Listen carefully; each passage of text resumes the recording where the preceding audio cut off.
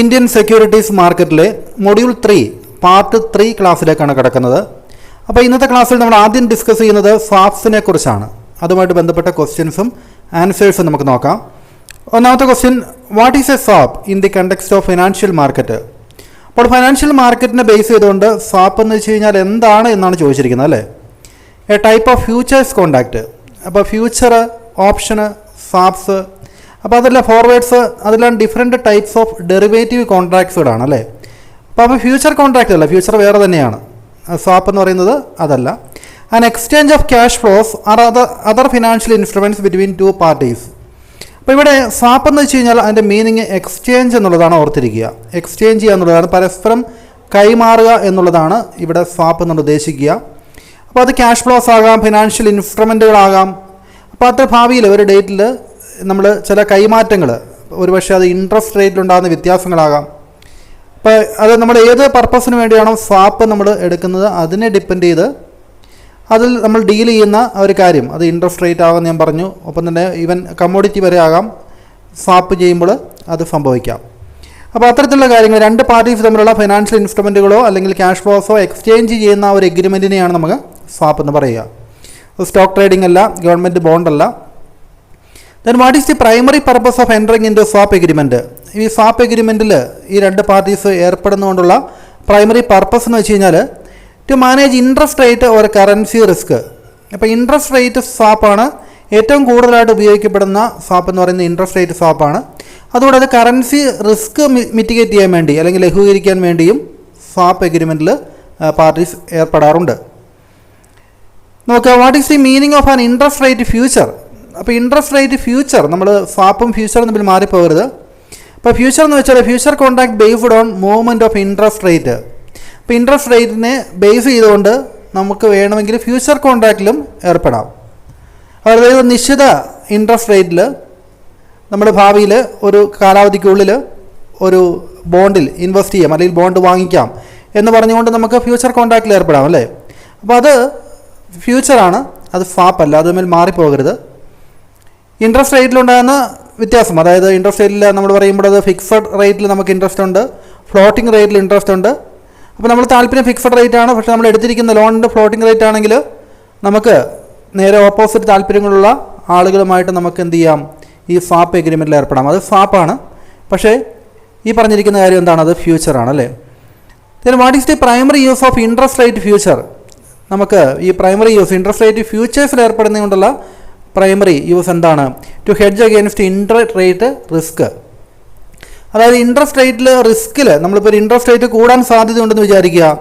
അപ്പോൾ അങ്ങനെയാണെങ്കിൽ നമുക്ക് എന്ത് ചെയ്യാം, ഈ ഒരു ഫ്യൂച്ചർ എഗ്രിമെൻറ്റിൽ അല്ലെങ്കിൽ ഫ്യൂച്ചേഴ്സിൽ നമ്മൾ ഏർപ്പെടാം. അതായത് ഇൻട്രസ്റ്റ് റേറ്റ് റിസ്ക് കുറയ്ക്കുന്നതിന് വേണ്ടി, ഹെഡ്ജ് ചെയ്യുന്നതിന് വേണ്ടിയാണ് ഇൻട്രസ്റ്റ് റേറ്റ് ഫ്യൂച്ചേഴ്സിൽ നമ്മൾ ഏർപ്പെടുന്നത്. Then what is currency future? ഇനി കറൻസി ഫ്യൂച്ചർ, നമ്മൾ ആദ്യം ഇൻട്രസ്റ്റ് റേറ്റ് ഫ്യൂച്ചേഴ്സിനൊക്കെ കണ്ടു. ഇനി കറൻസി ഫ്യൂച്ചർ എന്ന് വെച്ച് കഴിഞ്ഞാൽ എ ഫ്യൂച്ചർ കോൺട്രാക്ട്, അതൊരു ഫ്യൂച്ചർ കോൺട്രാക്റ്റ് ആണ്, to buy or sell a specific amount of currency at a predetermined price on a set future date. നമ്മൾ ഒരു ഫ്യൂച്ചർ ഡേറ്റിൽ നമുക്ക് ഒരു specific amount of currency predetermined പ്രൈസിൽ നിശ്ചിത വിലയ്ക്ക്, ഒരുപക്ഷെ അത് US കറൻസി ആകാം അല്ലേ, അല്ലെങ്കിൽ കനേഡിയൻ ഡോളറോ, അത്തരത്തിലുള്ള കാര്യങ്ങളൊക്കെ, അത്തരത്തിലുള്ള കറൻസികൾ നമുക്ക് മുൻകൂട്ടി നിശ്ചയിച്ച വിലയിൽ ഫ്യൂച്ചർ ഡേറ്റിൽ വാങ്ങാനുള്ള നമ്മുടെ അങ്ങനെയുള്ള ഒരു കരാറിനെയാണ് നമ്മൾ എന്ത് പറയുക, കറൻസി ഫ്യൂച്ചർ എന്ന് പറയുന്നത്. Then what is the primary purpose of currency future? Currency future ചെയ്യുന്നതിൻ്റെ പ്രൈമറി പർപ്പസ് എന്താണ്? കറൻസി റിസ്ക് കുറയ്ക്കുക എന്നുള്ളതാണല്ലേ. അതായത് ഇന്ത്യൻ റുപ്പിയുടെയും US ഡോളറിൻ്റെയൊക്കെ മൂല്യത്തിലൊക്കെ എന്ത് ചെയ്യാം, അതിൽ അപ്രീസിയേഷനും ഡിപ്രീസിയേഷനും അല്ലെങ്കിൽ കൂടുതലും കുറവുകളെല്ലാം വന്നുകൊണ്ടിരിക്കും, മാറിക്കൊണ്ടിരിക്കും. അപ്പോൾ അത്തരത്തിലുള്ള കറൻസി റിസ്ക് കുറയ്ക്കുക എന്ന ഉദ്ദേശത്തോടെയാണ് ഫ്യൂച്ചേഴ്സിൽ ഏർപ്പെടുന്നത്. Then which of the following is a key feature of currency future? Currency ഫ്യൂച്ചറിൻ്റെ പ്രധാനപ്പെട്ട ഒരു ഫീച്ചറിൽ പറയുന്നത് സ്റ്റാൻഡർഡൈസ്ഡ് കോൺട്രാക്ട് സൈസ് എന്നുള്ളതാണ് അതിൻ്റെ പ്രധാനപ്പെട്ട ഫീച്ചർ. അതായത് നമുക്കറിയാം ഫ്യൂച്ചർ എല്ലാം എന്താണ്, സ്റ്റോക്ക് എക്സ്ചേഞ്ച് വഴിയാണ് നടത്തപ്പെടുന്നത്. അത് ഓവർ ദി കൗണ്ടർ അല്ല, OTC അല്ല. അപ്പോൾ അതുകൊണ്ട് തന്നെ അതിനൊരു സ്റ്റാൻഡർഡൈസ്ഡ് ആയിട്ടുള്ള ഒരു കോൺട്രാക്ട് സൈസും പ്രൊസീജിയറും ഉണ്ടാവും അല്ലേ. അപ്പോൾ അതാണ് ഫ്യൂച്ചേഴ്സിൻ്റെ പ്രധാനപ്പെട്ട ഒരു ഫീച്ചർ എന്ന് പറയുന്നത്. ബാക്കിയൊന്നും ഈ പറഞ്ഞിരിക്കുന്ന ഫ്യൂച്ചറിൻ്റെ ഫീച്ചേഴ്സ് അല്ല. Then which of the following is a true about currency future? Currency ഫ്യൂച്ചേഴ്സുമായി ബന്ധപ്പെട്ട് ശരിയായിട്ടുള്ള കാര്യം എന്താണെന്ന് ചോദിച്ചിരിക്കുന്നത്, they are traded on stock exchange. Futures എല്ലാം എന്താണ്, സ്റ്റോക്ക് എക്സ്ചേഞ്ച് വഴിയാണ് ട്രേഡ് ചെയ്യപ്പെടുന്നത്. They are settled entirely in cash. അത് ക്യാഷായിട്ട് സെറ്റിൽ ചെയ്യപ്പെടുന്നു അല്ലേ. എൻറ്റയർലി ഇൻ ക്യാഷ് അത് സെറ്റിൽമെൻറ്റ് ക്യാഷായിട്ടാണ്. അത് തമ്മിൽ വ്യത്യാസം എന്താണോ, അതിൻ്റെ ലാഭം എന്താണോ നഷ്ടം എന്താണോ അങ്ങോട്ടും ഇങ്ങോട്ടും കൊടുത്തു തീർക്കുന്നത് അല്ലേ. They are used to hedge foreign exchange risk. Foreign exchange risk കുറയ്ക്കുന്നതിന് വേണ്ടിയാണ് കറൻസി ഫ്യൂച്ചറിൽ ഏർപ്പെടുന്നത് അല്ലേ. അത് രണ്ട് കറൻസികൾ തമ്മിലുള്ള വാല്യൂവിൽ ഡിപ്രീസിയേഷൻ അപ്രീസിയേഷൻ ഉണ്ടാകുന്നുണ്ടുള്ള റിസ്ക് കുറയ്ക്കുന്നതിന് വേണ്ടിയാണ് കറൻസി ഫ്യൂച്ചേഴ്സിൽ ഏർപ്പെടുന്നത്. അപ്പോൾ ഓൾ ഓഫ് ദി എബോവ് ആണ് കറക്റ്റായിട്ടുള്ള ആൻസർ വരുന്നത് അല്ലേ. Then which financial instrument allows exchanging cash flows between two parties based on pre agreed terms. അപ്പോൾ നമ്മൾ രണ്ട് പാർട്ടീസ് തമ്മിൽ ക്യാഷ് ഫ്ലോസ് എക്സ്ചേഞ്ച് ചെയ്യുക എന്നുള്ളൊരു വാക്ക് വന്നാൽ തന്നെ നിങ്ങൾ അപ്പം തന്നെ മനസ്സിലാക്കിയത് എന്താണത്, സ്വാപ്പാണ് അതിൻ്റെ ആൻസർ അല്ലേ. Then what is the primary purpose of swap agreement. Swap agreement primary purpose എന്ന് വെച്ച് കഴിഞ്ഞാൽ താഴെ പറയുന്ന സ്റ്റേറ്റ്മെൻറ്റുകൾ പരിശോധിക്കുക. To exchange cash flows under two obligations between two parties അല്ലേ. അതായത് നമുക്കിവിടെ രണ്ട് പാർട്ടികൾ തമ്മിൽ ഒബ്ലിക്കേഷൻസ്, അവരുടെ ഒബ്ലിക്കേഷൻ പരസ്പരം അവർ പറഞ്ഞിരിക്കുന്ന കാര്യങ്ങൾ, ഇപ്പോൾ ക്യാഷ് ഫ്ലോസ് എക്സ്ചേഞ്ച് ചെയ്യുക എന്നുള്ളതാകും, അല്ലെങ്കിൽ ഇൻട്രസ്റ്റ് റേറ്റിലുണ്ടാകുന്ന അത് എക്സ്ചേഞ്ച് ചെയ്യുക എന്നുള്ളതാകാം. അപ്പോൾ അത് എക്സ്ചേഞ്ച് ചെയ്യുക എന്നുള്ളതാണ് ഒന്നാമത്തെ കാര്യം. അത് സ്വാപ്പ് എഗ്രിമെൻറ്റ് പ്രൈമറി പർപ്പസ് ആണ് അല്ലേ. To purchasing and underlying asset വാങ്ങിക്കുക എന്നുള്ളത് സ്വാപ്പ് എഗ്രിമെൻറ്റിൻ്റെ പ്രൈമറി പർപ്പസ് അല്ല. To hedge against currency fluctuation മാത്രമല്ല അല്ലേ, കറൻസി ഫ്ലക്ച്വേഷൻ മാത്രമല്ല, അത് നമ്മൾക്ക് കറൻസി സ്വാപ്പിംഗ് നടത്തുമ്പോൾ അത് വരുന്നുണ്ട്. പക്ഷേ അത് മാത്രമല്ല സ്വാപ്പിംഗ് എഗ്രിമെൻറ്റ് വരുന്നത്, ഇൻട്രസ്റ്റ് റേറ്റ് വരുന്നുണ്ട്, ക്രെഡിറ്റ് ഡിഫോൾട്ട് റിസ്ക് അത് നമുക്ക് സ്വാപ്പ് ചെയ്യാം. അപ്പോൾ അത്തരത്തിൽ പല കാര്യങ്ങൾ അഡീഷണൽ ആയിട്ട് വരുന്നുണ്ട്. അപ്പോൾ ഇത് മാത്രമല്ല, ഇത് ഉൾപ്പെടുന്നുണ്ട്. അപ്പോൾ ഇത് നമുക്ക് പറയാൻ പറ്റില്ല. ശരിയായിട്ടുള്ള ലേറ്റ് ആൻസർ എന്താണ്? അപ്പോൾ ഓൺലി സ്റ്റേറ്റ്മെൻറ്റ് 1 ഈസ് കറക്റ്റ് നമുക്ക് പറയാം.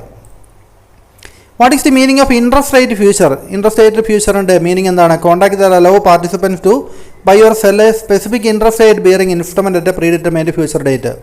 അപ്പോൾ ഫ്യൂച്ചർ എന്ന് വെച്ച് കഴിഞ്ഞാൽ അത് ഒരു ഫ്യൂച്ചർ ഡേറ്റിൽ മുൻകൂട്ടി നിശ്ചയിച്ച ഒരു വിലയിൽ നമ്മളൊരു സ്റ്റോക്കോ മറ്റോ വാങ്ങുന്നത്, അതുമായിട്ട് ബന്ധപ്പെട്ട കാര്യങ്ങൾ ഫ്യൂച്ചറാണ്. ഇവിടെ നമുക്ക് ഇൻട്രസ്റ്റ് റേറ്റ് ഫ്യൂച്ചർ ആയതുകൊണ്ട് ഒരു ഡെപ്റ്റ് ഇൻസ്ട്രുമെൻറ്റ്, അതൊരു നിശ്ചിത നിരക്കിൽ ഒരു specific interest rate bearing instrument നമ്മൾ പ്രീ ഡിറ്റർമൈൻഡ് ആയിട്ടുള്ളൊരു ഫ്യൂച്ചർ ഡേറ്റിൽ നിശ്ചിത റേറ്റിൽ നമ്മൾ വാങ്ങാനുള്ള കരാറിനെയാണ് നമ്മൾ ഇൻട്രസ്റ്റ് റേറ്റ് ഫ്യൂച്ചർ എന്ന് പറയുന്നത്. അപ്പോൾ ഓൺലി സ്റ്റേറ്റ്മെൻറ്റ് 1 ഈസ് കറക്റ്റ്, ബാക്കിയെല്ലാം ഇവിടെ തെറ്റാണ്.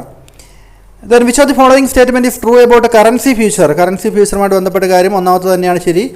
ദേ are contracts to buy or sell a specific amount of currency at a predetermined price on a future date.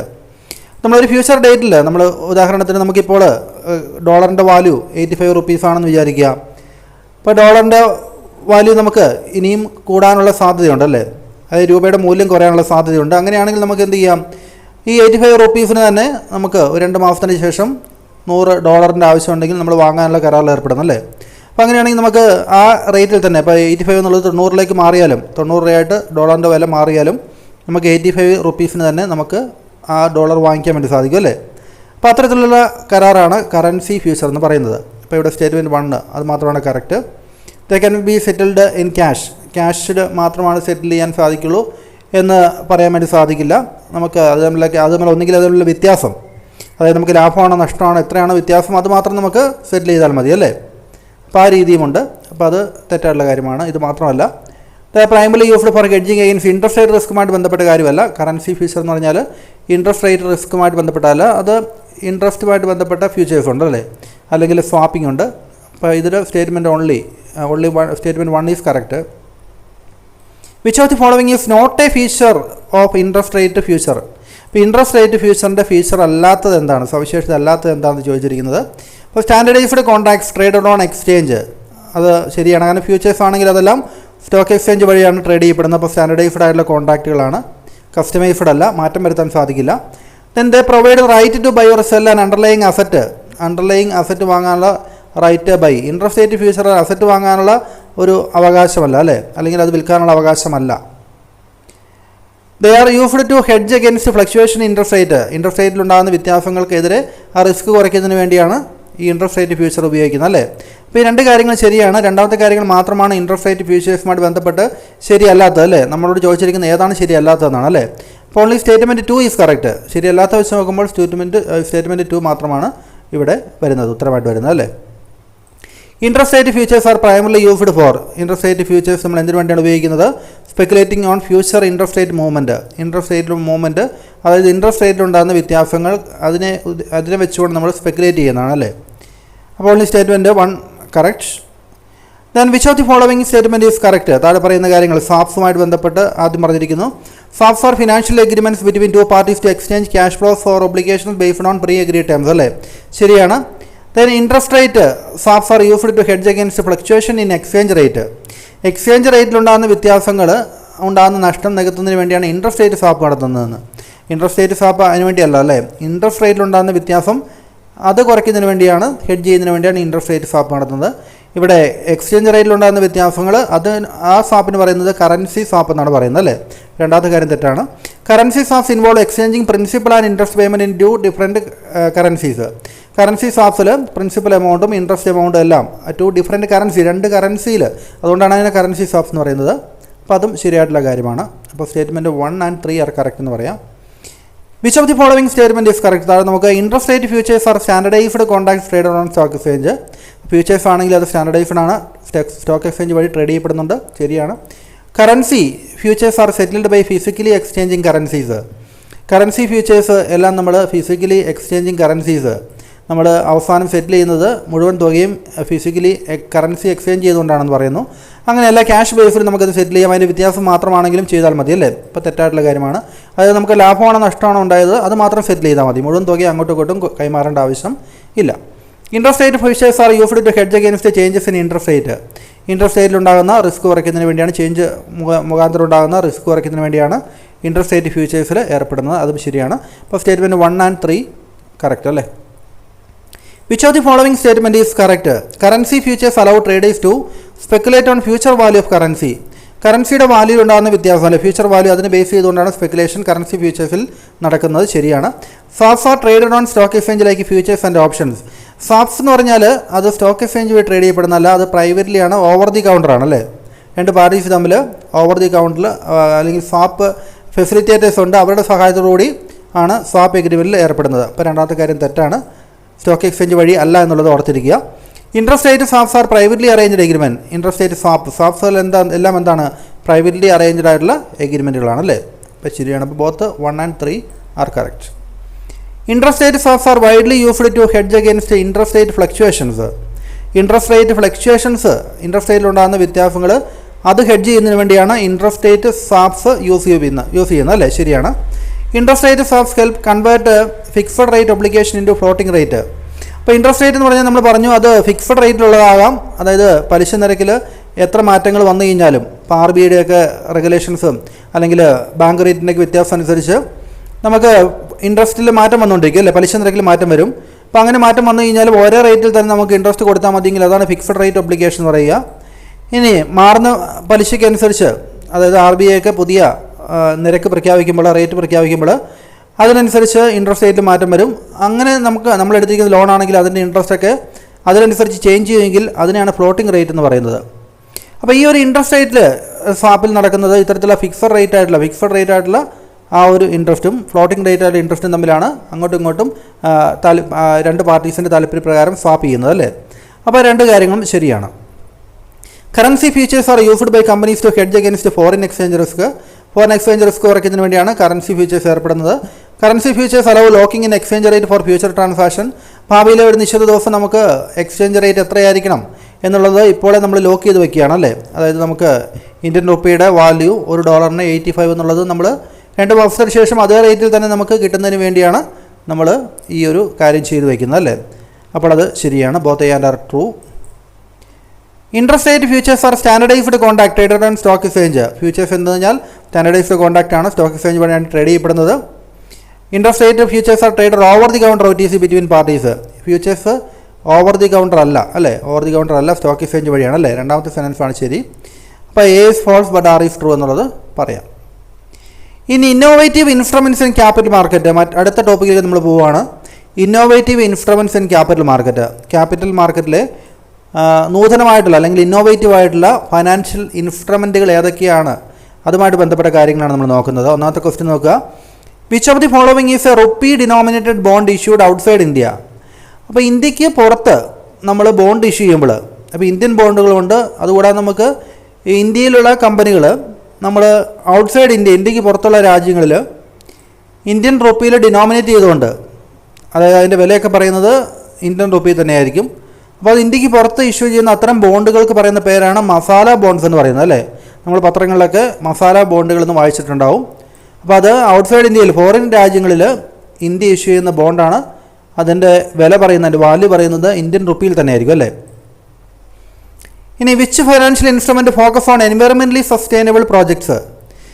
എൻവയറമെൻ്റലി sustainable projects, അതായത് പരിസ്ഥിതിയുമായിട്ട് ബന്ധപ്പെട്ട് അതിൻ്റെ സസ്റ്റൈനബിലിറ്റിയൊക്കെ ഉറപ്പുവരുത്തുന്ന പ്രോജക്റ്റുകൾ, അതിനെ ഫോക്കസ് ചെയ്യുന്ന അത്തരത്തിലുള്ള ഫൈനാൻഷ്യൽ ഇൻസ്ട്രുമെൻ്റ് ഏതാണെന്ന് ചോദിച്ചിരിക്കുന്നത് ഗ്രീൻ ബോണ്ടാണ് അല്ലേ. ഗ്രീൻ എന്ന് വെച്ച് കഴിഞ്ഞാൽ പരിസ്ഥിതി, ആ രീതിയിൽ ഓർത്തിരിക്കുക. Which of the following provides investment opportunities in real estate. അപ്പോൾ real estate through stock exchange like trading, stock exchange വഴി റിയൽ എസ്റ്റേറ്റുമായിട്ട് ബന്ധപ്പെട്ട കാര്യങ്ങൾ അത്തരത്തിലുള്ള ഓപ്പർച്യൂണിറ്റി ഉപയോഗിക്കുന്നതിന് വേണ്ടിയുള്ള ആ ഫൈനാൻഷ്യൽ ഇൻസ്ട്രുമെൻറ്റ് ഏതാണെന്നാണ് ചോദിച്ചിരിക്കുന്നത്. അത് REITF ആണ് കേട്ടോ. അപ്പോൾ REITF എന്ന് വെച്ച് കഴിഞ്ഞാൽ റിയൽ എസ്റ്റേറ്റ് ഇൻവെസ്റ്റ്മെൻറ്റ് ട്രസ്റ്റ് എന്നാണ് അർത്ഥമാക്കുന്നത്. ഇപ്പോൾ real estate, R for real estate, അങ്ങനെ ഓർത്തിരിക്കുക. ETF ഫണ്ട്, ETF എന്ന് വെച്ച് കഴിഞ്ഞാൽ എക്സ്ചേഞ്ച് ട്രേഡഡ് ഫണ്ടാണ്. ഭാരത് ബോണ്ട് ETF ഉണ്ട്, അത് ഗവൺമെൻറ് ബാക്ക്ഡ് ബോണ്ടാണ് അല്ലേ. ഗവൺമെൻറ് ബാക്ക്ഡ് ETF ആണ് കേട്ടോ. ഗവൺമെൻറ് ബാക്ക്ഡ് ETF ആണ്. ഗവൺമെൻറ്റിൻ്റെ സപ്പോർട്ടുള്ള അതിൻ്റെ ഫണ്ടിന്മേലുള്ള സുരക്ഷിതത്വം ഉറപ്പുവരുത്തുന്ന ഒരു ഗവൺമെൻറ് ബാക്ക്ഡ് ആയിട്ടുള്ള ഒരു ബോണ്ടാണ്, ETF ആണ് ഈ ഭാരത് ബോണ്ട് ETF എന്ന് പറയുന്നത്. INVTS എന്ന് വെച്ച് കഴിഞ്ഞാൽ എന്താണ്, ഇൻഫ്രാസ്ട്രക്ചർ ഇൻവെസ്റ്റ്മെൻറ്റ് ട്രസ്റ്റാണ്. ഇൻഫ്രാസ്ട്രക്ചർ പ്രൊജക്റ്റുകളാണ് അവിടെ ഇൻവെസ്റ്റ്മെൻറ്റ് നടക്കുന്നത്. അപ്പോൾ ഇൻഫ്രാസ്ട്രക്ചർ, IN ഫോർ ഇൻഫ്രാസ്ട്രക്ചർ എന്ന് ഓർത്തിരിക്കുക. പിന്നെ what is the primary benefit of sovereign gold bond, SGBs എന്ന് പറയും. സോവറിൻ ഗോൾഡ് ബോണ്ട്, അതിൻ്റെ പ്രൈമറി ബെനിഫിറ്റ് എന്താണെന്നാണ് ചോദിച്ചിരിക്കുന്നത്. No interest income. No interest income എന്നുള്ളത് തെറ്റായിട്ടുള്ള കാര്യമാണ്. 2.5% ഇൻട്രസ്റ്റ് ഈ സോവറിൻ ഗോൾഡ് ബോണ്ടിന്മേൽ RBI ഉറപ്പ് നൽകുന്നുണ്ട്. ഫിസിക്കൽ ഡെലിവറി ഓഫ് ഗോൾഡ്, ഗോൾഡിൻ്റെ ഫിസിക്കൽ ഡെലിവറി അല്ലേ, അതും തെറ്റായിട്ടുള്ള കാര്യമാണ്. കാരണം അത് ഡിജിറ്റൽ ആയിട്ടുള്ള ഗോൾഡാണ്. അല്ലെങ്കിൽ നമുക്കത് ഓൺലൈനായിട്ടാണ് ഗോൾഡ് ട്രീറ്റ് ചെയ്യപ്പെടുന്നത്, അല്ലാണ്ട് ഫിസിക്കലായിട്ട് ഗോൾഡ് കൈമാറ്റമൊന്നും അവിടെ ഇല്ല. Interest income along with capital appreciation, പ്രധാനപ്പെട്ട ഒരു ഉദ്ദേശം എന്ന് പറയുന്നത് ഇൻട്രസ്റ്റ് ഇൻകം കിട്ടും, ഒപ്പം തന്നെ ക്യാപിറ്റൽ അപ്രീസിയേഷൻ, ഗോൾഡിൻ്റെ വില മാറുന്നതനുസരിച്ച് നമ്മുടെ ഇൻവെസ്റ്റ്മെൻറ്റിൻ്റെ മൂല്യത്തിലും വർധന ഉണ്ടായിക്കൊണ്ടിരിക്കും അല്ലേ. ഗോൾഡിൻ്റെ വില കൂടുമ്പോൾ നമ്മുടെ ഇൻവെസ്റ്റ്മെൻറ്റ് കൂടിക്കൊണ്ടിരിക്കും. അപ്പോൾ നമ്മൾ ഫിസിക്കലായിട്ടുള്ള സ്വർണ്ണം വാങ്ങിക്കുന്നതിന് പകരം നമുക്ക് എന്ത് ചെയ്താൽ മതി, സോവറിൻ ഗോൾഡ് ബോണ്ട് എന്ന് പറഞ്ഞ് കേന്ദ്ര സർക്കാരിൻ്റെ ഒരു പദ്ധതിയിൽപ്പെടുത്തിക്കൊണ്ട് നമുക്ക് ഗോൾഡ് ഡിജിറ്റലായിട്ട് വാങ്ങാവുന്നതാണ് അല്ലേ. ഈ ഒരു സ്കീം നിർത്തുകയാണെന്ന് പറഞ്ഞുകൊണ്ട് ന്യൂസ് നമ്മുടെ ഇടയ്ക്ക് കണ്ടത് ഓർക്കുക. Currency risk mitigation, currency risk കുറയ്ക്കുക എന്നുള്ളതല്ല, ഗോൾഡ് വാങ്ങിക്കുക, ഡിജിറ്റലായിട്ട് ഗോൾഡ് വാങ്ങിക്കുക എന്നുള്ളതാണ് ഉദ്ദേശം അല്ലേ. then which of the following is a type of innovative financial instrument in the Indian market. Indian മാർക്കറ്റിൽ ഇന്നോവേറ്റീവ് ആയിട്ടുള്ള ഫൈനാൻഷ്യൽ ഇൻസ്ട്രുമെൻറ്റിൽ ഒരെണ്ണമാണ് ഫ്ലോട്ടിംഗ് റേറ്റ് ബോണ്ട്. അതായത് ബോണ്ടിൻ്റെ ഇൻട്രസ്റ്റ് റേറ്റ് അത് ഫിക്സഡ് ആയിരിക്കില്ല, ഇടയ്ക്കിടയ്ക്ക് മാറിക്കൊണ്ടിരിക്കും അല്ലേ. അപ്പോൾ അത്തരത്തിലുള്ള ഫ്ലോട്ടിംഗ് റേറ്റ് ബോണ്ട് ഇന്നോവേറ്റീവ് ആയിട്ടുള്ള ഫൈനാൻഷ്യൽ ഇൻസ്ട്രുമെൻ്റ് ആണ്. ഫിക്സഡ് റേറ്റ് ബോണ്ടും സീറോ കൂപ്പൺ ബോണ്ട്സും ട്രഡീഷണൽ ബോണ്ടുകളെല്ലാം അത് പരമ്പരാഗതമായിട്ട് തന്നെ ഉള്ള ബോണ്ടുകളാണ് അല്ലേ, പഴയ രീതിയിലുള്ള ഫൈനാൻഷ്യൽ ഇൻസ്ട്രുമെൻറ്റുകൾ തന്നെയാണ്. Then what are REITs primarily used in the Indian capital market? RE for real estate അല്ലേ, റിയൽ എസ്റ്റേറ്റ് ഇൻവെസ്റ്റ്മെൻറ്റിന് വേണ്ടിയാണ് ഇത് REITs ഉപയോഗിക്കുക. Then what are INVTs അല്ലേ, അത് ഇന്ത്യൻ ക്യാപിറ്റൽ മാർക്കറ്റ് ഉപയോഗിക്കുന്ന IN ഫോർ ഇൻഫ്രാസ്ട്രക്ചർ ഇൻവെസ്റ്റ്മെൻറ്റ് അല്ലേ, ഓർത്തിരിക്കുക. Which of the following is an example of securitized financial instrument? Securitized financial instrumentൻ്റെ എക്സാമ്പിളാണ് കൊളാറ്ററൈസ്ഡ് ഡെപ്റ്റ് ഒബ്ലിഗേഷൻ അല്ലേ, CDOs എന്ന് പറയും. ഫൈനാൻഷ്യൽ ഇൻസ്ട്രുമെൻറ്റ് തന്നെയാണ്. ആ ഡെപ്റ്റ് ഒബ്ലിഗേഷനിൽ കൊളാറ്ററലായിട്ട് അസറ്റ് അറ്റാച്ച് ചെയ്തിട്ടുണ്ടാവും. അപ്പോൾ അത് ഓർത്തിരിക്കുക. സെക്യൂരിറ്റൈസ്ഡ് ഫിനാൻഷ്യൽ ഇൻസ്ട്രുമെൻറ്റ് അത് കൊളാറ്ററലൈസ്ഡ് ഡെപ്റ്റ് ഒബ്ലിഗേഷന് ആണ് അല്ലേ, ഒരു എക്സാമ്പിളാണ്. Then what are green bonds? Green bonds എന്ന് വെച്ച് കഴിഞ്ഞാൽ ഫണ്ടിങ് എൻവയറമെൻറ്റൽ പ്രോജക്റ്റ് അല്ലേ, എൻവയറമെൻറ്റൽ പ്രോജക്റ്റ് പരിസ്ഥിതി സംബന്ധമായിട്ടുള്ള പ്രോജക്റ്റുകൾക്ക് ഫണ്ടിങ് കിട്ടുന്നതിന് വേണ്ടിയാണ് ഗ്രീൻ ബോണ്ടുകൾ ഇഷ്യൂ ചെയ്യുന്നത്. Then what is the primary objective of investment in masala bonds? Masala ബോണ്ടിൽ ഇൻവെസ്റ്റ് ചെയ്യുന്ന പ്രധാനപ്പെട്ട ഉദ്ദേശം എന്താണ്? To earn interest in foreign currency. Foreign കറൻസിയിൽ ഇൻട്രസ്റ്റ് ഏൺ ചെയ്യുക എന്നുള്ളതാണ് പറഞ്ഞിരിക്കുന്നത്. ഇൻട്രസ്റ്റ് ഫോറിൻ കറൻസിയിലല്ല, ഇന്ത്യൻ റുപ്പിയിൽ വാല്യൂ അനുസരിച്ച് തന്നെയാണ് ഇൻട്രസ്റ്റ് ഏൺ ചെയ്യുന്നത് അല്ലേ. അപ്പോൾ തെറ്റായിട്ടുള്ള കാര്യമാണ്. To raise funds in Indian rupees from overseas investors. നമ്മൾ ഇന്ത്യൻ റുപ്പിയിൽ നമ്മൾ ഫണ്ട് ഓവർസീസ് ഇൻവെസ്റ്റേഴ്സിൽ നിന്ന് നമ്മൾ എന്ത് ചെയ്യുന്നു, ഫണ്ട് കളക്ട് ചെയ്യുന്നു അല്ലേ, മസാല ബോണ്ട് ഇഷ്യൂ ചെയ്തുകൊണ്ട്. അപ്പോൾ ഓവർസീസ് എന്ന് വെച്ചാൽ വിദേശത്തുള്ള ഇൻവെസ്റ്റേഴ്സാണ്, ഇന്ത്യൻ റുപ്പിയിലാണ് ഡിനോമിനേറ്റ് ചെയ്യുന്നത് മസാല ബോണ്ടുകൾ. അപ്പോൾ ശരിയാണ്. To invest in domestic equity market. Domestic equity മാർക്കറ്റിൽ ഇൻവെസ്റ്റ് ചെയ്യുക എന്നുള്ളതല്ല മസാല ബോണ്ടിൻ്റെ ഉദ്ദേശം അല്ലേ. Then what do green bonds primary finance? Green ബോണ്ട്സിൽ എന്താണ് പറഞ്ഞിരിക്കുന്നത്? ഇൻഫ്രാസ്ട്രക്ചർ പ്രോജക്റ്റിനെ ഇൻവെസ്റ്റ് ചെയ്യും. ഇൻഫ്രാസ്ട്രക്ചർ പ്രോജക്റ്റ് അല്ല അല്ലേ, എൻവയറമെൻ്റലി സസ്റ്റൈനബിൾ പ്രോജക്റ്റിലാണ് ഗ്രീൻ ബോണ്ടുകൾ ഇൻവെസ്റ്റ്മെൻറ്റ് നടത്തുക. കോർപ്പറേറ്റ് അക്വിസിഷനുമായിട്ട് ബന്ധമില്ല. അപ്പോൾ ഓൺലി സ്റ്റേറ്റ്മെൻറ്റ് 2 കറക്റ്റാണ്. Which of the following statement is true about exchange trader fund ETF-ഉമായിട്ട് ബന്ധപ്പെട്ട് ചോദിച്ചിരിക്കുന്നു. ETFs R traded on stock exchange. മറ്റേതൊരു ഷെയറും പോലെ സ്റ്റോക്ക് എക്സ്ചേഞ്ച് വഴി ട്രേഡ് ചെയ്യപ്പെടുന്ന ഒരു ഫിനാൻഷ്യൽ ഇൻസ്ട്രുമെൻ്റാണ് എക്സ്ചേഞ്ച് ട്രേഡഡ് ഫണ്ട് എന്ന് പറയുന്നത്, അല്ലേ, മ്യൂച്വൽ ഫണ്ട് പോലെയാണ്. ETFs cannot be sold before maturity. നമുക്ക് മെച്യൂരിറ്റിക്ക് മുമ്പ് അത് വിൽക്കാവുന്നതാണ്, അപ്പോൾ അത് തെറ്റാണ്. ETFs typically have higher expense ratio compared to mutual fund. Mutual ഫണ്ടിനേക്കാളും എക്സ്പെൻസ് റേഷ്യോ ETF-ന് ഉണ്ട് എന്ന് പറയുന്നത് തെറ്റാണ്, അല്ലേ. അപ്പോൾ ഒന്നാമത്തെ അതായത് ഓൺലി സ്റ്റേറ്റ്മെൻറ്റ് 1 ഈസ് കറക്റ്റ് എന്നുള്ളതാണ് answer. What is the primary purpose of infrastructure investment trust? Primary purpose എന്താണ്? To provide regular income in infrastructure project. Infrastructure പ്രോജക്റ്റിൽ റെഗുലർ ഇൻകം കൊടുക്കുക എന്നുള്ളതാണ് അതിൻ്റെ പ്രധാനപ്പെട്ട ഉദ്ദേശം എന്ന് പറയുന്നത്. സ്റ്റേറ്റ്മെൻറ്റ് 2 ആണ് കറക്റ്റായിട്ട് വരിക. Which of the following is an example of innovative instrument introduced in Indian capital market? Indian capital മാർക്കറ്റിൽ ഉള്ള ഒരു ഇന്നോവേറ്റീവ് ഉള്ള ഇൻസ്ട്രുമെൻ്റാണ് റിയൽ എസ്റ്റേറ്റ് ഇൻവെസ്റ്റ്മെൻറ്റ് ട്രസ്റ്റ്, അല്ലേ. ബാക്കി ലിക്വിഡിറ്റി ഷെയറും പ്രിഫറൻസ് ഷെയറൊക്കെ ട്രഡീഷണൽ ആയിട്ട് തന്നെയുള്ള ഫൈനാൻഷ്യൽ ഇൻസ്ട്രുമെൻറ്റുകളാണ്, അല്ലേ. അതൊന്നും ഇന്നോവേറ്റീവ് ആയിട്ടുള്ള ഫൈനാൻഷ്യൽ ഇൻസ്ട്രുമെൻ്റ് ആയിട്ട് കണക്കിലെടുക്കേണ്ടതില്ല. Sovereign gold bonds are better than physical gold for investment purpose. Investment purpose വെച്ച് നോക്കുമ്പോൾ സോവറിൻ ഗോൾഡ് ബോണ്ടാണ് ഫിസിക്കൽ ഗോൾഡിനേക്കാളും കൂടുതൽ നല്ലത് എന്ന് പറയുന്നു. ശരിയാണ്. കാരണം സോവറിൻ ഗോൾഡ് ബോണ്ടിന് നമുക്ക് ഫിസിക്കലായിട്ടുള്ള സ്വർണം സൂക്ഷിക്കുന്നതിൻ്റെ റിസ്ക് ഇല്ല. കൂടാതെ നമുക്ക് 2.5 റേറ്റിൽ ഇൻട്രസ്റ്റ് നമുക്ക് RBI ഉറപ്പ് നൽകുന്നുണ്ട്. കൂടാതെ നമുക്ക് ക്യാപിറ്റൽ അപ്രീസിയേഷനുള്ള സാധ്യതയുണ്ട്, അല്ലേ. അപ്പോൾ SGBs ഓഫർ ഇൻട്രസ്റ്റ് ഇൻകം ഉണ്ട്, അഡീഷണൽ ക്യാപിറ്റൽ അപ്രീസിയേഷൻ ഉണ്ട്, അല്ലെ. ഫിസിക്കൽ ഗോൾഡിന് ഈ ഇൻട്രസ്റ്റ് ഇൻകം പോലുള്ള കാര്യങ്ങളൊന്നും ഇല്ല, അല്ലേ.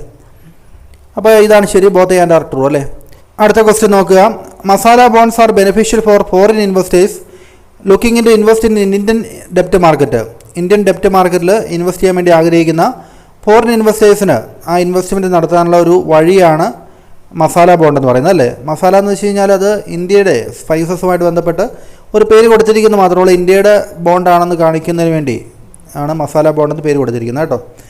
അപ്പോൾ നോക്കുക, രണ്ടാമത്തെ കാര്യം, masala bonds eliminate the risk of currency fluctuations for Indian issuers. അപ്പോൾ ഇന്ത്യൻ കമ്പനികൾ മസാല ബോണ്ടുകൾ ഇറക്കുമ്പോൾ അവരെ സംബന്ധിച്ച് കറൻസിയിലുണ്ടാകുന്ന ഫ്ലക്ച്വേഷനൊന്നും അവരെ ബാധിക്കുന്നതല്ല, അത്തരത്തിലുള്ള റിസ്ക് കുറയുന്നു. കാരണം അതെന്തുകൊണ്ടാണ്? ഇന്ത്യൻ റുപ്പിയിലാണ് ഈ മസാല ബോണ്ടുകൾ ഇഷ്യൂ ചെയ്യുന്നത്, അല്ലേ. INR-ലാണ് മസാല ബോണ്ടുകൾ ഇഷ്യൂ ചെയ്യുന്നത്. അപ്പോൾ അത് ഫോറിൻ ഇൻവെസ്റ്റേഴ്സ് വാങ്ങുന്നത് ഈ INR-ൽ ഡിനോമിനേറ്റ് ചെയ്ത മസാല ബോണ്ടുകളാണ്. അപ്പോൾ അതുകൊണ്ട് തന്നെ ഭാവിയിൽ അവർക്ക് റിസ്ക് ഉണ്ടാകുന്നത് ആർക്കാണ്? റിസ്ക് ഉണ്ടാകാൻ സാധ്യതയുള്ളത് ഫോറിൻ ഇൻവെസ്റ്റേഴ്സിനാണ്. കാരണം ഇന്ത്യൻ റുപ്പിയുടെ വാല്യൂ ഡിപ്രീസിയേഷൻ നടത്തിയാൽ അല്ലെങ്കിൽ വാല്യൂ കുറഞ്ഞു പോയി കഴിഞ്ഞാൽ അവർക്ക് കിട്ടുന്ന ഏണിങ്സിലും കുറവ് വരും, അല്ലേ. അപ്പോൾ ഇന്ത്യൻ ഇഷ്യൂവേഴ്സിനെ സംബന്ധിച്ച് മസാല ബോണ്ടിൽ കറൻസി ഫ്ലക്ച്വേഷൻ ഉണ്ടാകുന്ന റിസ്ക് ഒന്നുമില്ല, കാരണം അത് ഇന്ത്യൻ റുപ്പിയിലാണ് അത് ഇഷ്യൂ ചെയ്യുന്നത്, അല്ലേ. Both and R true. Which of the following statement is correct? Exchange traded fund are traded like stock on stock exchange. Stock exchange വഴി സാധാരണ സ്റ്റോക്ക് പോലെയാണ് ETF-കൾ ട്രേഡ് ചെയ്യപ്പെടുന്നത്. ശരിയാണ്. Real estate investment trust REITs invest in real estate asset. Real estate അസറ്റുമായിട്ട് ബന്ധപ്പെട്ടതാണ് REITs, അല്ലേ. ശരിയാണ്. Sovereign gold bonds allow investors to earn fixed interest while holding gold in physical form. ഒരു ഫിക്സഡ് ഇൻട്രസ്റ്റ് റേറ്റ് കിട്ടും, 2.5 റേറ്റിൽ interest rate കിട്ടും, അത് ശരിയാണ്. While holding gold in physical form. Physical ഫോമിൽ ഗോൾഡ് അവർ കൈവശം വയ്ക്കുന്നില്ല, അല്ലേ. അത് ഡിജിറ്റൽ ഫോർമാറ്റിലാണ് ഗോൾഡ് അവർ വാങ്ങിക്കുന്നത്. അപ്പോൾ അത് തെറ്റായിട്ടുള്ള കാര്യമാണ്. ബോത്ത് സ്റ്റേറ്റ്മെൻറ്റ് 1 and 2 മാത്രമാണ് ഇവിടെ കറക്റ്റ്, അല്ലേ. Which of the following statement is correct? Green bonds are issued to finance environmentally sustainable project. അപ്പോൾ എൻവയറമെൻറ്റുമായിട്ട് ബന്ധപ്പെട്ട പ്രോജക്റ്റിന് വേണ്ടിയാണ് ഗ്രീൻ ബോണ്ട് ഇഷ്യൂ ചെയ്യുന്നത്. ശരിയാണ്. Masala bonds are rupee denominated bonds issued outside India. ഇന്ത്യക്ക് പുറത്ത് ഇഷ്യൂ ചെയ്യുന്ന റുപ്പി ഡിനോമിനേറ്റഡ് ഇന്ത്യൻ റുപ്പിയിൽ വാല്യൂ ചെയ്യുന്ന വില പറയുന്ന ബോണ്ടുകളാണ് മസാല ബോണ്ട് എന്ന് പറയുന്നത്. ശരിയാണ്. Infrastructure investment trust are used to invest foreign infrastructure asset. Foreign infrastructure അസറ്റിൽ ഇൻവെസ്റ്റ് ചെയ്യാൻ വേണ്ടിയല്ല ഇൻഫ്രാസ്ട്രക്ചർ ഇൻവെസ്റ്റ്മെൻറ്റ് ട്രസ്റ്റ് ഉള്ളത്, അല്ലേ. ഇന്ത്യയിലുള്ള ഇൻഫ്രാസ്ട്രക്ചർ ഫെസിലിറ്റീസ് കൂട്ടുന്നതിൻ്റെ ഭാഗമായിട്ടാണ് ഈ പറഞ്ഞിരിക്കുന്ന ഇൻഫ്രാസ്ട്രക്ചർ ഇൻവെസ്റ്റ്മെൻറ്റ് ട്രസ്റ്റുകൾ രൂപം കൊടുത്തിരിക്കുന്നത്. അപ്പോൾ അത് തെറ്റാണ്. അപ്പോൾ സ്റ്റേറ്റ്മെൻറ്റ് 1 and 2 ആർ കറക്റ്റ്, അല്ലേ. ഇനി നമുക്ക് അടുത്ത ഒരു ഭാഗം നോക്കാം. Dos and don'ts in buying and selling shares, അല്ലേ. ഇപ്പോൾ ഷെയറുകൾ വാങ്ങി വിൽക്കുകയൊക്കെ ചെയ്യുമ്പോൾ നമ്മൾ ചെയ്യേണ്ട കാര്യങ്ങളും ചെയ്യേണ്ടാത്ത കാര്യങ്ങളും എന്തൊക്കെയാണെന്നുള്ളതാണ് ഈ ഒരു ടോപ്പിക്സിൽ പറയുക. Identify the correct statement regarding dos in buying shares. Shares വാങ്ങിക്കുമ്പോൾ നമ്മൾ ചെയ്യേണ്ട കാര്യങ്ങൾ ഡൂസ് എന്തൊക്കെയാണെന്നുള്ളതാണ് താഴെ പറയുന്നത് ഐഡൻറ്റിഫൈ ചെയ്യണം. Conduct thorough research on the companies financial performance before investing. നമ്മളൊരു കമ്പനിയുടെ ഫിനാൻഷ്യൽ പെർഫോമൻസിനെ കുറിച്ച് നന്നായിട്ട് തറോ ആയിട്ട് നമ്മൾ റിസർച്ച് നടത്തിയതിന് ശേഷമേ ആ കമ്പനിയുടെ ഷെയറുകൾ വാങ്ങാവുള്ളൂ, അല്ലേ. ശരിയാണ്. Diversify your portfolio to minimize risk. നമ്മൾ കയ്യിലുള്ള എമൗണ്ട് മുഴുവൻ ഒരു ഷെയറിൽ മാത്രം ഇൻവെസ്റ്റ് ചെയ്യാതെ പല പല കമ്പനികളുടെ ഷെയറുകളായിട്ട് ഇൻവെസ്റ്റ് ചെയ്യുകയാണെങ്കിൽ നമുക്ക് റിസ്ക് പരമാവധി ഡൈവേഴ്സിഫൈ ചെയ്യാൻ വേണ്ടി സാധിക്കും, കുറയ്ക്കാൻ വേണ്ടി സാധിക്കും. ശരിയാണ്. Invest all of your savings into single share. ഒറ്റ ഷെയറിൽ ഇൻവെസ്റ്റ് ചെയ്യുന്നതാണ് നല്ലത്, ഒരു കമ്പനി ഷെയറിൽ ഇൻവെസ്റ്റ് ചെയ്യുന്നതാണ് നല്ലത്. മാക്സിമം റിട്ടേൺ വേണ്ടി എന്ന് പറയുന്നത് തെറ്റായിട്ടുള്ള കാര്യമാണ്. പല പല ഷെയറായിട്ട് ഇൻവെസ്റ്റ് ചെയ്തതിന് മാത്രമേ നമുക്ക് റിസ്ക് ഡൈവേഴ്സിഫൈ ചെയ്യാൻ വേണ്ടി സാധിക്കുള്ളൂ അല്ലേ. ഇപ്പോൾ 1 and 2 are correct. What is the most important factor to consider before investing in a share? ഒരു ഷെയറിൽ ഇൻവെസ്റ്റ് ചെയ്യുന്നതിന് മുമ്പ് നമ്മൾ പരിഗണിക്കേണ്ട പ്രധാനപ്പെട്ട കാര്യം, ഏറ്റവും പ്രധാനപ്പെട്ട കാര്യമാണ് ചോദിച്ചിരിക്കുന്നത്. കറണ്ട് മാർക്കറ്റ് പ്രൈസ്, ആ ഷെയറിൻ്റെ ഇപ്പോഴത്തെ വില നോക്കണം. ദ കമ്പനീസ് പാസ്റ്റ് പെർഫോമൻസ്, കമ്പനിയുടെ മുൻകാല പെർഫോമൻസ് എങ്ങനെയുണ്ടായിരുന്നു നോക്കണം. ദ കമ്പനീസ് ഫ്യൂച്ചർ പ്രോസ്പെക്ട്സ്, കമ്പനിയുടെ ഫ്യൂച്ചർ പ്രോസ്പെക്ട്സ്, കമ്പനി ഭാവിയിൽ എത്രമാത്രം വളരാൻ സാധ്യതയുണ്ടെന്ന് നോക്കണം. The stock brokers recommendation, stock brokers നമുക്ക് നൽകുന്ന റെക്കമെൻഡേഷൻ എന്താണെന്ന് നോക്കണം എന്ന് പറഞ്ഞിരിക്കുന്നു. അപ്പോൾ അതിൽ ഏറ്റവും പ്രധാനപ്പെട്ടത് കമ്പനിയുടെ ഫ്യൂച്ചർ പ്രോസ്പെക്ട്സ് തന്നെയാണ് അല്ലേ. കമ്പനി ഇതുവരെ നന്നായിട്ട് പ്രവർത്തിച്ചു, കമ്പനിയുടെ മാർക്കറ്റ് പ്രൈസ് ഇപ്പോൾ ഇതാണ്, അത്തരം കാര്യങ്ങളൊന്നും റെലവൻ്റ് അല്ല എന്നല്ല, പക്ഷേ അതിനേക്കാളൊക്കെ പ്രധാനം എന്താണ്, കമ്പനി ഭാവിയിൽ എത്രമാത്രം പെർഫോം ചെയ്യും എന്നുള്ളതിനെക്കുറിച്ചുള്ള നമ്മുടെ അറിവാണ് അല്ലേ. കൂടുതൽ നന്നായിട്ട് ഭാവിയിൽ പെർഫോം ചെയ്തെങ്കിൽ മാത്രമേ നമ്മൾ വാങ്ങിക്കുന്ന ആ കമ്പനിയുടെ ഷെയറുകൾക്കും വാല്യൂ അപ്രീസിയേഷൻ ഉണ്ടാവുകയുള്ളൂ. അപ്പോൾ അതുകൊണ്ട് കമ്പനിയുടെ ഫ്യൂച്ചർ പ്രോസ്പെക്ട്സ് ആണ് നമ്മൾ പ്രധാനമായിട്ടും നോക്കേണ്ടത്. Which of the following is A good investment strategy? ഇതാണ് പറയുന്നത് ഏതാണ് നല്ലൊരു ഇൻവെസ്റ്റ്മെൻറ്റ് സ്ട്രാറ്റജി എന്ന് ചോദിച്ചിരിക്കുന്നു. പോർട്ട്ഫോളിയോ ഡൈവേഴ്സിഫൈ എന്നുള്ളതാണ്, അതായത് പല പല കമ്പനികളുടെ ഷെയറുകളും പിന്നെ ഡിബഞ്ചറുകളിലും അങ്ങനെ പലതായിട്ട് നമ്മുടെ ഇൻവെസ്റ്റ്മെൻറ്റ് ഡിവൈഡ് ചെയ്ത് അങ്ങനെ ഇൻവെസ്റ്റ് ചെയ്യുക എന്നുള്ളതാണ് പ്രധാനപ്പെട്ട ഒരു കാര്യം. What should you avoid when making A trading decision? ഒരു ട്രേഡിംഗ് ഡെസിഷൻ എടുക്കുമ്പോൾ നമ്മൾ ഒഴിവാക്കേണ്ട കാര്യം എന്താണ്? Making decision based on emotions. നമുക്ക് വൈകാരികമായിട്ട് ഒറ്റ തോന്നലിൽ ഏതെങ്കിലും ഷെയറുകൾ കയറി വാങ്ങിക്കുക, അല്ലെങ്കിൽ നന്നായിട്ട് പഠനം നടത്താതെ നമ്മൾ ഷെയർ വാങ്ങിക്കുക. ഇമോഷൻസിനെ ബേസ് ചെയ്ത് ഒരിക്കലും സ്റ്റോക്ക് നമ്മൾ ട്രേഡ് ചെയ്യരുതല്ലേ. റിസർച്ച് എടുത്തിട്ട് വേണം, നമുക്ക് നമ്മുടെ ഗോൾ ഉണ്ടായിരിക്കണം, നമുക്ക് മാർക്കറ്റിലെ വ്യൂസ് എന്തൊക്കെയാണെന്നുള്ളത് നമ്മൾ പഠിച്ചിരിക്കണം. അതൊക്കെ അതിനകത്ത് ഡൂസ് തന്നെയാണ്. നമ്മൾ അവോയ്ഡ് ചെയ്യേണ്ടത് ഡോൺസ് എന്ന് പറയുന്നത് ഏതാണ്? ഇമോഷൻസിനെ ബേസ് ചെയ്ത് ഇൻവെസ്റ്റ് ചെയ്യുന്നതാണ് അല്ലേ. ഇനി സെക്ഷൻ ബിയിലേക്ക് പോകുന്നു. Identify the correct statement regarding don'ts in selling shares. Share sell ചെയ്യുമ്പോൾ നമ്മൾ ഒഴിവാക്കേണ്ട കാര്യങ്ങൾ ഡോൺസ് അതിൽ താഴെ പറഞ്ഞത് ചോദിച്ചിരിക്കുന്നു. Avoid making panic driven decision. നമ്മൾ പാനിക്കായിട്ട് നമ്മൾ ഭയചകിതരായിട്ട് പെട്ടെന്ന് മാർക്കറ്റിലുണ്ടാകുന്ന ഒരു വോളറ്റാലിറ്റി, മാർക്കറ്റിൻ്റെ മൊത്തത്തിലുള്ള ഒരു ഇടിവ് സംഭവിക്കുമ്പോൾ, പെട്ടെന്നൊരു ഇടിവ്, ചെറിയൊരു ഇടിവ് സംഭവിക്കുമ്പോൾ നമ്മൾ പാനിക്കായിട്ട് നമ്മുടെ കയ്യിലുള്ള ഷെയർ വിറ്റ് കളയരുത്. ശരിയായിട്ടുള്ള കാര്യമാണ് അല്ലേ. Cell shares only based on rumours or unverified market tips. നമ്മൾ മാർക്കറ്റ് ടിപ്സിനെ ബേസ് ചെയ്ത് ഷെയർ സെല്ല് ചെയ്യുക, അല്ലെങ്കിൽ റൂമേഴ്സിനെ ബേസ് ചെയ്ത് കിംവദന്തികളെ ബേസ് ചെയ്തുകൊണ്ട് നമ്മുടെ കയ്യിലുള്ള ഷെയറുകൾ വിറ്റുക, അതും ചെയ്യാൻ പാടില്ലാത്ത കാര്യമാണ് അല്ലേ. നമുക്ക് റെഗുലർലി റിവ്യൂ പോർട്ട്ഫോളിയോ, നമ്മുടെ പോർട്ട്ഫോളിയോ, നമ്മൾ ഏതൊക്കെ ഷെയറിലാണ് ഇൻവെസ്റ്റ് ചെയ്തിരിക്കുന്നത് അതിനെക്കുറിച്ച്, ആ ഷെയറുകളെക്കുറിച്ചും കമ്പനിയെക്കുറിച്ചും നമ്മൾ നന്നായിട്ട് പഠിക്കണം അല്ലേ. അണ്ടർ പെർഫോമിംഗ് ആയിട്ടുള്ള സ്റ്റോക്ക് ഉണ്ടെങ്കിൽ, നമ്മൾ പ്രതീക്ഷിക്കുന്ന സ്റ്റോക്ക് ആ നന്നായിട്ട് പെർഫോം ചെയ്യാത്ത കമ്പനികളുടെ സ്റ്റോക്കാണെങ്കിൽ എന്ത് ചെയ്യണം? അത് വിറ്റ് കളയണം അല്ലേ. അപ്പോൾ ഇതിൽ 1 and 3 ആണ് കറക്റ്റായിട്ടുള്ള കാര്യങ്ങൾ എന്ന് പറയുന്നത് അല്ലേ. നമ്മൾ ചെയ്യേണ്ടാത്ത കാര്യങ്ങൾ, അല്ലെങ്കിൽ നമ്മൾ ഇത്തരം കാര്യങ്ങൾ നിർബന്ധമായിട്ട് നമ്മൾ പാലിക്കേണ്ടതാണ്. Identify the correct statement regarding practice in trading പ്രാക്ടീസുമായിട്ട് ബന്ധപ്പെട്ട് താഴെ പറയുന്ന കാര്യങ്ങൾ. Always verify information from reliable source before making investment decision. Investment decision എടുക്കുന്നതിന് മുമ്പായിട്ട് നമ്മൾക്ക് ആ സ്റ്റോക്കിനെക്കുറിച്ചോ കമ്പനിയെക്കുറിച്ചോ നമുക്ക് കിട്ടുന്ന ഇൻഫർമേഷൻ അത് റിലയബിൾ ആണ് എന്നുള്ളത് ഉറപ്പ് വരുത്തണം. റിലയബിൾ സോഴ്സ് എന്നുള്ള ഇൻഫർമേഷൻ മാത്രം നമ്മൾ അത് കണക്കിലെടുക്കാവുള്ളൂ. Engage in insider trading to gain advantage in the market. Insider ട്രേഡിങ്ങിൽ എൻഗേജ് ചെയ്യണമെന്ന് പറഞ്ഞിരിക്കുന്നത്, അതായത് കമ്പനിയുടെ സംബന്ധിച്ച ഇൻസൈഡർ ട്രേഡിംഗ് എന്ന് വെച്ച് കഴിഞ്ഞാൽ കമ്പനിയുമായിട്ട് അടുത്ത ബന്ധമുള്ള, കമ്പനിയുടെ ഡയറക്ടർ ബോർഡിലോ ഒക്കെ ബന്ധമുള്ള, കമ്പനിയുടെ ഭാവി കാര്യങ്ങളെക്കുറിച്ച് ഒക്കെ കൃത്യമായിട്ട് അറിയാവുന്ന ആളുകൾ ആ കമ്പനിയെക്കുറിച്ച് അറിഞ്ഞുകൊണ്ട് നടത്തുന്ന ഇൻവെസ്റ്റ്മെൻറ്റും അതിൽ നിന്ന് ലാഭം ഉണ്ടാക്കലുമാണ് ഇൻസൈഡർ ട്രേഡിംഗ് എന്ന് പറയുന്നത്. ഇൻസൈഡർ ട്രേഡിങ് ഇന്ത്യ നിരോധിച്ചിട്ടുണ്ട് അല്ലേ. സെബി നിരോധിച്ചിരിക്കുന്ന കാര്യമാണ് ഇൻസൈഡർ ട്രേഡിങ്. ഇപ്പോൾ ഒരു കമ്പനിയെക്കുറിച്ച് പറയുകയാണെങ്കിൽ ആ ഡയറക്ടർ ബോർഡിൽ അംഗങ്ങൾക്കറിയാം കമ്പനി അടുത്ത ഈ വരുന്ന വർഷം എത്ര ലാഭം ഉണ്ടാക്കാൻ സാധ്യതയുണ്ട്. കമ്പനി ഒരു വലിയ പ്രൊജക്റ്റുമായിട്ട് ബന്ധപ്പെട്ട് മുന്നോട്ട് പോവുകയാണ്, വലിയൊരു മറ്റ് വിദേശ കമ്പനിയുമായിട്ട് കരാറിൽ ഏർപ്പെടുന്നു. അത്തരം കാര്യങ്ങളൊക്കെ ആദ്യം ന്യൂസ് ലീക്ക് ഔട്ട് ആവുന്ന പുറമേ കിട്ടുന്നതിന് മുമ്പായിട്ട് ഇവർക്ക് അറിയാൻ സാധിക്കും. അപ്പോൾ അങ്ങനെയാണെങ്കിൽ അവർക്ക് സ്വന്തമായിട്ട് തന്നെ കമ്പനിയുടെ ഷെയറുകൾ വാങ്ങി വയ്ക്കുകയാണെങ്കിൽ അവർക്ക് പിന്നീട് ന്യൂസ് പുറത്തു വരുമ്പോൾ ഉണ്ടാകുന്ന ഷെയറിൻ്റെ വാല്യൂലുണ്ടാകുന്ന കൂടുതൽ വില കൂട്ടി കഴിയുമ്പോൾ അവർക്ക് എന്ത് ചെയ്യാം? അവർ നേരത്തെ വാങ്ങി വെച്ച ആ ഷെയറുകൾ വിറ്റവർക്ക് ക്യാഷ് ഉണ്ടാക്കാം അല്ലേ. അപ്പോൾ അങ്ങനെ കമ്പനിയുമായിട്ട് അടുത്ത ബന്ധമുള്ള ആളുകളാണ് ഇൻസൈഡേഴ്സ് എന്ന് പറയുക. ഇൻസൈഡർ ട്രേഡിംഗ് നടത്താൻ പാടില്ല അല്ലേ. അപ്പോൾ തെറ്റായിട്ടുള്ള കാര്യമാണ്. ഇനി be aware of your risk tolerance. നമുക്ക് എത്രമാത്രം റിസ്ക് എടുക്കാൻ സാധിക്കും എന്നുള്ളതിനെക്കുറിച്ച് നമുക്ക് ബോധ്യം ഉണ്ടായിരിക്കണം. അതിനനുസരിച്ച് വേണം നമ്മൾ ഇൻവെസ്റ്റ്മെൻറ്റ് നടത്താൻ വേണ്ടി അല്ലേ.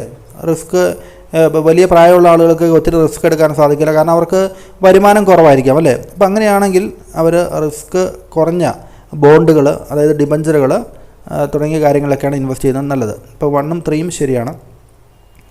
Diversification is one of the key strategies to manage risk in share trading. Share ട്രേഡിങ്ങിൽ നമുക്ക് റിസ്ക് കുറയ്ക്കുന്നതിനുള്ള നല്ല പ്രധാനപ്പെട്ട കാര്യം എന്ന് പറയുന്നത് പല പല ഷെയറിൽ ഇൻവെസ്റ്റ് ചെയ്യുന്നതാണ്. ഡൈവേഴ്സിഫിക്കേഷനാണ് ശരിയാണ്. Investing in A single stock reduce the potential for profit losses. Portfolio losses അല്ലേ, അതായത് നമുക്ക് നഷ്ടം ഉണ്ടാകാനുള്ള സാധ്യത ഒരു സിംഗിൾ സ്റ്റോക്കിൽ ഇൻവെസ്റ്റ് ചെയ്യുകയാണെങ്കിൽ കുറയുമെന്നാണ് പറഞ്ഞിരിക്കുന്നത്. തെറ്റാണ്. നമുക്ക് നഷ്ടം ഉണ്ടാകാനുള്ള സാധ്യത കുറയ്ക്കണമെങ്കിൽ നമ്മൾ എന്ത് ചെയ്യണം? പല പല സ്റ്റോക്കുകൾ അല്ലെങ്കിൽ ഷെയറുകളായിട്ട് ഇൻവെസ്റ്റ് ചെയ്യണം അല്ലേ. ഇപ്പോൾ ഇവിടെ answer A is true but R is false എന്നുള്ളതാണ്. Identify the correct statement about don'ts in buying shares. Do not invest borrowed fund or funds needed in short time expense. നമുക്ക് ബോറോഡ് ഫണ്ട്, കടം വാങ്ങിച്ചൊന്നും നമ്മൾ invest ചെയ്യരുത് അല്ലേ. ശരിയാണ്. Do not keep excess fund in trading account. Trading അക്കൗണ്ടിൽ നമുക്ക് ആവശ്യത്തിൽ കൂടുതൽ ഫണ്ട് കീപ്പ് ചെയ്യേണ്ട ആവശ്യമില്ല. നമുക്ക് ആ പണം നമുക്ക് ബാക്കിയുള്ള കാര്യങ്ങൾക്ക് വേണ്ടി ഉപയോഗിക്കാൻ സാധിക്കും അല്ലേ. അപ്പോൾ ആവശ്യമുള്ള ഫണ്ട് മാത്രമേ നമ്മുടെ ട്രേഡിംഗ് അക്കൗണ്ടിൽ നമ്മൾ കീപ്പ് ചെയ്യാവുള്ളൂ. Know the risk involved before investing. Invest ചെയ്യുന്ന മുമ്പായിട്ട് അതുമായിട്ട് ബന്ധപ്പെട്ട റിസ്കിനെ കുറിച്ച് നമ്മൾ അറിഞ്ഞിരിക്കണം അല്ലേ. അപ്പോൾ എല്ലാ സ്റ്റേറ്റ്മെൻറ്റും കറക്റ്റ് തന്നെയാണ്. It is advisable to keep emotions in check while buying and selling shares. ഷെയറുകൾ വാങ്ങുമ്പോഴും വിൽക്കുമ്പോഴും നമ്മുടെ ഇമോഷൻസ് ഇൻ ചെക്ക് ആയിരിക്കണം. എന്ന് വെച്ചാൽ അതിനെ നമ്മൾ നിയന്ത്രിച്ച് നിർത്തേണ്ടത് ആവശ്യമാണ്. ശരിയാണ്. Emotional decisions often lead to impulsive trades that can harm long time investment goals. നമ്മൾ ഇമോഷൻസിനെ ബേസ് ചെയ്ത് ട്രേഡ് ചെയ്യുമ്പോൾ നമുക്ക് ഇമ്പൾസീവ് ട്രേഡിങ് എന്ന് വെച്ച് കഴിഞ്ഞാൽ പെട്ടെന്നുണ്ടാകുന്നൊരു തോന്നലിൽ നമ്മൾ ഷെയറുകൾ വാങ്ങുക, വിൽക്കുക, അത്തരം കാര്യങ്ങളൊക്കെ ചെയ്യും. അത് ലോങ് ടൈമിലേക്ക് അത് നല്ലതല്ല. നമുക്ക് കൂടുതൽ ലാഭം ഉണ്ടാക്കാൻ, കൂടുതൽ നഷ്ടം ഉണ്ടാകാനുള്ള സാധ്യതയുണ്ടല്ലേ. അപ്പോൾ ഇതാണ് ആൻസർ വരിക. Then making decision based on verified and factual data leads to better investment return. നമ്മൾ വെരിഫൈഡ് ആയിട്ടുള്ള ഡാറ്റ അല്ലെങ്കിൽ വസ്തുതാപരമായിട്ടുള്ള ഡാറ്റ, കമ്പനിയെക്കുറിച്ചുള്ള ഷെയറിനെക്കുറിച്ചുള്ള ഇൻഫർമേഷൻ നമ്മൾ കളക്ട് ചെയ്യുന്നത് നല്ല ഇൻവെസ്റ്റ്മെൻറ്റ് നടത്തുവാനും അതിന്മേൽ റിട്ടേൺ കൂട്ടുന്നതിനും കാരണമാകുന്നുണ്ട്. ശരിയാണ്. Stock market rumours are usually the most reliable source. Stock മാർക്കറ്റിൽ വരുന്ന കിംവദന്തികൾ അല്ലെങ്കിൽ കേട്ടുകേൾവികൾ, ആളുകൾ ഓരോ സ്റ്റോക്കിനെ കുറിച്ചൊക്കെ വെറുതെ പറയുന്നത്, അതൊക്കെയാണ് ഏറ്റവും പ്രധാനപ്പെട്ട സോഴ്സ് ഓഫ് ഇൻഫർമേഷൻ എന്ന് പറയുന്നത്. തെറ്റായിട്ടുള്ള കാര്യമാണ് അല്ലേ. റിലയബിൾ ആയിട്ടുള്ള സോഴ്സ് മാത്രമേ നമ്മൾ കേൾക്കാവുള്ളൂ. ഇത്തരത്തിലുള്ള റൂമേഴ്സുകൾ നമ്മൾ കേൾക്കാൻ പാടില്ല. അപ്പോൾ is true but R is false ആണ്. It is important to have a clear investment goal before investing in stock. സ്റ്റോക്കിൽ ഇൻവെസ്റ്റ് ചെയ്യുന്ന മുമ്പായിട്ട് നമുക്ക് നമ്മുടെ ഇൻവെസ്റ്റ്മെൻറ്റ് ഗോൾ എന്താണെന്നുള്ളത് കൃത്യമായിട്ട് നിർണ്ണയിക്കേണ്ടതാണ് അല്ലേ. ഷോർട്ട് ടൈമിലേക്കുള്ള ലാഭമാണോ, ലോങ് ടൈമിലേക്കാണ് നമ്മൾ ഇൻവെസ്റ്റ് ചെയ്യുന്നത്, അത്തരം കാര്യങ്ങളൊക്കെ നമ്മൾ മനസ്സിലാക്കണം. A clear investment goal helps in making informed investment decision. Informed ആയിട്ടുള്ള ഇൻവെസ്റ്റ്മെൻറ്റ് ഡിസിഷൻ എടുക്കുന്നതിന് നമുക്ക് ഇൻവെസ്റ്റ്മെൻറ്റ് ഗോൾ ക്ലിയർ ആക്കണം ആദ്യം. ഇൻഫോംഡ് എന്ന് വെച്ച് കഴിഞ്ഞാൽ നമ്മൾ ആ ഒരു സ്റ്റോക്കിനെക്കുറിച്ചും അതിൻ്റെ നഷ്ടസാധ്യതകളെക്കുറിച്ചൊക്കെ കൃത്യമായിട്ട് അറിഞ്ഞിട്ടെടുക്കുന്ന ഇൻവെസ്റ്റ്മെൻറ്റ് ഡിസിഷനാണ് ഇൻഫോംഡ് ഡിസിഷൻ എന്ന് പറയുന്നത് അല്ലേ. അപ്പോൾ രണ്ട് കാര്യങ്ങളും ശരിയാണ്. Emotional decision can lead to poor investment returns. നമുക്ക് ഇമോഷൻസിനെ ബേസ് ചെയ്ത് ഇൻവെസ്റ്റ്മെൻറ്റ് ഡിസിഷൻ എടുത്തു കഴിഞ്ഞാൽ നമുക്ക് റിട്ടേൺ വളരെ കുറവായിരിക്കും. ഒരുപക്ഷെ നമുക്ക് നഷ്ടം ഉണ്ടാകാനുള്ള സാധ്യതയും ഉണ്ട്. It is important to base investment decision on rational analysis. മറിച്ച് നമ്മൾ എങ്ങനെയാണ് ഇൻവെസ്റ്റ്മെൻറ്റ് ഡിസിഷൻ എടുക്കുന്നത്? റാഷണൽ അനാലിസിസിൻ്റെ ബേസിലായിരിക്കണം, അല്ലെങ്കിൽ യുക്തിപരമായിട്ട് നമ്മൾ വിശകലനം നടത്തിയിട്ട് വേണം ഓരോ ഷെയറിനെക്കുറിച്ചും കമ്പനികളെക്കുറിച്ചും അവരുടെ പാസ്റ്റ് പെർഫോമൻസിനെക്കുറിച്ചും ഫ്യൂച്ചർ പ്രോസ്പെക്ട്സിനെ കുറിച്ചൊക്കെ നമ്മൾ യുക്തിപരമായിട്ട് ലോജിക്കലായിട്ട് ചിന്തിച്ചിട്ട് വേണം നമ്മൾ ഇൻവെസ്റ്റ്മെൻറ്റ് നടത്താൻ വേണ്ടി അല്ലേ. അല്ലാണ്ട് not on the basis of emotions, വൈകാരികമായിട്ടുള്ള അല്ലെങ്കിൽ ഇമോഷൻസിനെ ബേസ് ചെയ്ത് നമ്മൾ ഇമ്പൾസീവായിട്ടുള്ള തോന്നുന്നുണ്ടാകുന്ന ട്രേഡിങ്ങിൽ നമ്മൾ ഏർപ്പെടാൻ പാടില്ല അല്ലേ. അപ്പോൾ അതിൻ്റെ true and R is the correct explanation of A. അപ്പോൾ ഇതോടുകൂടി നമ്മൾ ഈ ഒരു 3rd ചാപ്റ്റർ കംപ്ലീറ്റ് ചെയ്യുകയാണ്. അപ്പോൾ നിങ്ങൾക്ക് എല്ലാവർക്കും ഈ ക്ലാസ് ഉപകാരപ്പെടുന്നുണ്ട് എന്ന് ഞാൻ തോന്നുന്നു. ആ കാര്യം ഉണ്ടെങ്കിൽ ആ കാര്യം ഒന്ന് നിങ്ങൾ കമൻറ്റ് ബോക്സിലൊന്ന് കുറിക്കുക. അത് ഒരു മോട്ടിവേഷനാണ്. അപ്പോൾ തന്നെ ചാനൽ സബ്സ്ക്രൈബ് ചെയ്യാത്തതുകൊണ്ട് ചാനൽ ഒന്ന് സബ്സ്ക്രൈബ് ചെയ്യും. ഈ വീഡിയോ ലൈക്ക് ചെയ്യാത്തതുകൊണ്ട് ലൈക്ക് ചെയ്യുകയും ചെയ്യുക. Okay, thank you.